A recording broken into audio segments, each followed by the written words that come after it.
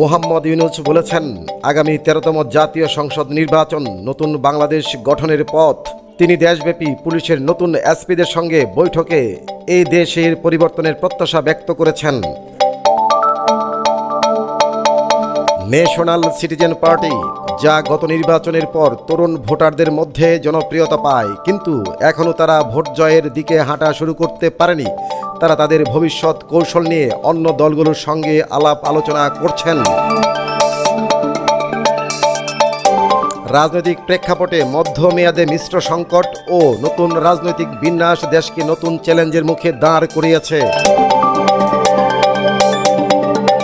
বিদেশি তহবিলভুক্ত কয়েকটি মেগা প্রজেক্টের খরচ বাড়ছে, কারণ বাংলাদেশের টাকার ভ্যালু ঘাটতি, যার ফলে প্রকল্পের মূল্য আরও বাড়িয়েছেন।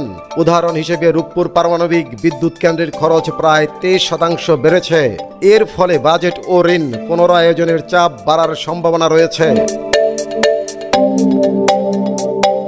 তবে দেশের অর্থ ব্যবস্থা অচল নয়, একটি প্রয়োজনীয় রিসেটের মধ্য দিয়ে যাচ্ছে, এমন মন্তব্য করেছেন বিশ্লেষকরা। বিদেশি বিনিয়োগকারীদের পুনরায় আগ্রহ দেখা গেছে, যা ভবিষ্যতের অর্থনৈতিক পুনরুত্থানের সুযোগ তৈরি করতে পারে।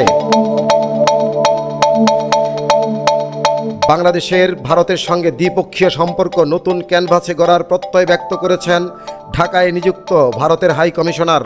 সম্প্রতি পশ্চিমবঙ্গ ও কলকাতায় বলেছেন, দুদেশ শুধুই প্রতিবেশী নয়, অর্থনৈতিক সাংস্কৃতিক পরস্পর নির্ভরশীল। বাণিজ্য, পোর্ট, লজিস্টিক সহ কয়েকটি খাতে ভারতের সঙ্গে বাণিজ্য বিনিয়োগ বাড়ানোর পরিকল্পনা রয়েছে। আগামী দিনে দুই দেশের মানুষের এবং ব্যবসায়িক সংযোগ আরও গভীর হবে বলে আশা করা হচ্ছে। দেশের অর্থনীতি, রাজনৈতিক উত্তেজনা ও মুদ্রাস্ফীতির কারণে সামাজিক সংকট ও দারিদ্র্য বাড়ার আশঙ্কা রয়েছে। বিশেষজ্ঞরা সতর্ক করেছেন, যদি দ্রুত পদক্ষেপ না নেওয়া হয়, গরিব ও মধ্যবিত্ত শ্রেণীর মানুষের উপরে চাপ বাড়বে। জনগণের আস্থা এবং জীবিকার নিরাপত্তা বজায় রাখার জন্য আগামী নির্বাচনে স্বচ্ছতা ও কার্যকর নীতির উপর বিশেষ গুরুত্ব দেওয়া হচ্ছে। মুদ্রা দুর্বলতা ও বিদেশি ঋণের প্রকল্পগুলোর খরচ বৃদ্ধির ফলে অর্থনৈতিক চাপ বৃদ্ধি পাচ্ছে।